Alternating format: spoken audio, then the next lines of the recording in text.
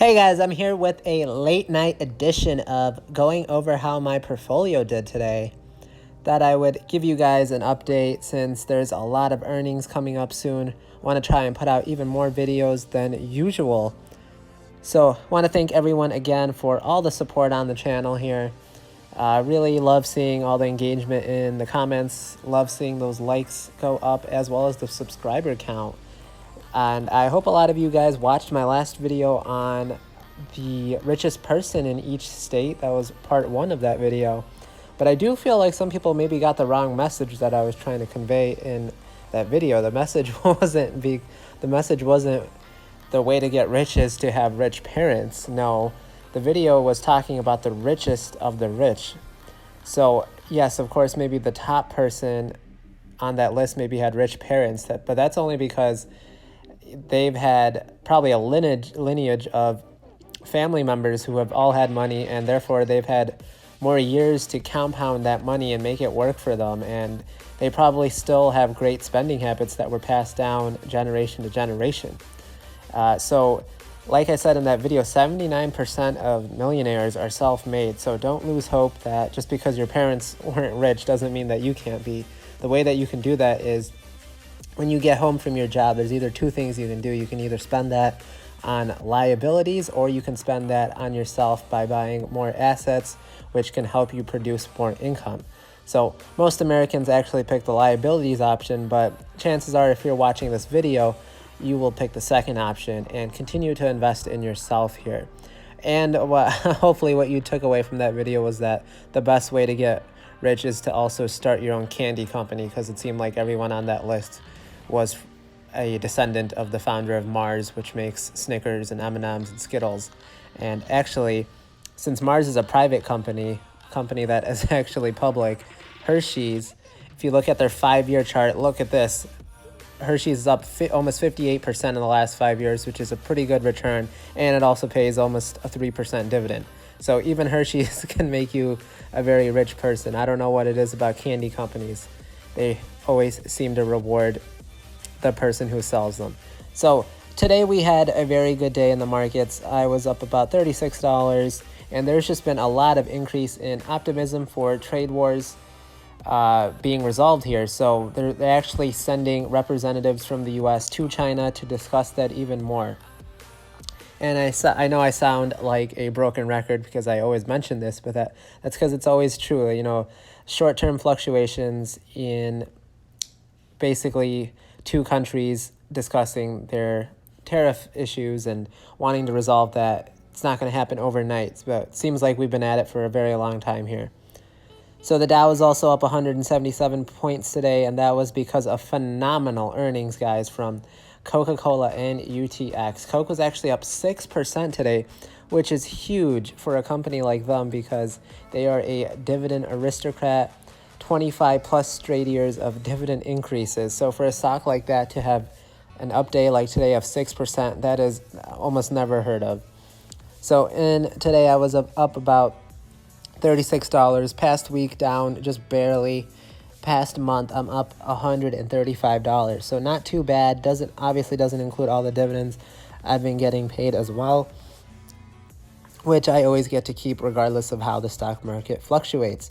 I'm also keeping a lot of cash on hand because I am closely watching all this great earnings seasons we've been having. And if a stock reports bad earnings, that might be my opportunity to swoop in and grab those shares at a discounted rate. All right, guys, let's get through these stocks. Hopefully it doesn't take forever, and I will go through all of them that I own that I have publicly disclosed already. Procter & Gamble down 1.26% today. But I know I've been getting a lot of comments about this great return about Procter & Gamble. This is really the beauty of buying and holding. At one point was down pretty big on this position. Won't even be reflected here in the past year because I've had it for more than a year. But in the past 5 years, as you can see, the stock has been both up and down. And I've just held it really just for long term, really believed in this company and made videos on what this company produces if you're unfamiliar with that. And yeah, guys, that's how you get a 46% return on Procter & Gamble. Also pays a pretty nice dividend yield. We have Boeing finally is resolving all the litigation that happened with its 737 MAX engine, jets and airplanes, basically. And now we can finally see a light in the end of the tunnel, and hopefully Boeing can get over this. They're going to be paying about $5 billion in over several years, actually, not all at once, $5 billion to basically compensate all the families. Obviously, you can't bring back those people and their lives that they tragically lost, but this is basically the best that Boeing can do. And they also are planning on using the 737 MAXs again by the end of the year. So that's always great news. That hopefully means that they found out what was wrong with them and they will get back in the air. Then we have 3M. Looks like they finally are back on the right track here. They have a huge earnings report coming up on the 25th. This is really going to make or break it for 3M for this year. Obviously, this upward trend, maybe people are very optimistic about it. Can't do as bad as they did last time. Then we have Southern, a utilities company here, up almost 16% on it, plus it pays a very ridiculous dividend yield. They also have an earnings report coming up, but again, since this is a utilities company, I'm not expecting much volatility there. We have UNH, probably a good plug to fit in to make sure you watch the Democratic debates. Regardless of what political party you're on, you always want to be in the news on what's happening and what people who may eventually be running this country that we live in might have under their sleeve for in terms of proposals. Plus, I always think they're fun to watch and critique. Then we have JP Morgan Chase doing very well here. Upward trend for them, past month up almost 6.39%. Then we have FedEx, did very well in their last earnings report. We'll see how they continue to do here in the future. We have Otter Tails. Then we have AbbVie, which is, it's almost concerning how much they've been dropping lately. I know they had that huge deal to merge, or not merge, acquire the makers of Botox, and that was a deal that many people thought they overpaid for, $62 billion plus for that. And AbbVie already doesn't have the cleanest of balance sheets, but the only thing that's getting me through this and this horrible return I've had on this is that AbbVie pays a ridiculous yield. It's actually closer to around 6%, and they have pretty good dividend safety there. We have Pepsi. Looks like it's down a little bit in the last month, but they also have a earnings, or it looks like they already posted their earnings, and looks like they beat it just a little bit. So might not be any short-term growth for Pepsi on the horizon here. We have Intel, which is a stock we're going to talk a little bit about today, and basically Apple and Intel were in serious talks for Apple to acquire Intel's smartphone modem chip unit, and the patents related to that could be worth in the billions plus dollars. So it could be a huge deal here. It could also give Apple a significant boost on their 5G development. So a lot of optimism there, and investors really like that. Intel rose here as well as Apple. And what's crazy was that just 3 months ago, Intel was down 11%. And people were really bearish on this stock, and I remember I even thought, I don't know if I should buy more, and I did eventually end up not buying any more, but looks like in the future, in hindsight right now, it looks like that was a bad decision, and looks like Intel is backward on the upward trend here. So it's amazing how investor confidence can change in such a short period of time. Then we have Starbucks down. Pretty rare to see that stock go down even more than 1% in a day. We have Verizon, another great company here, telecommunications. They make around $20 billion every year.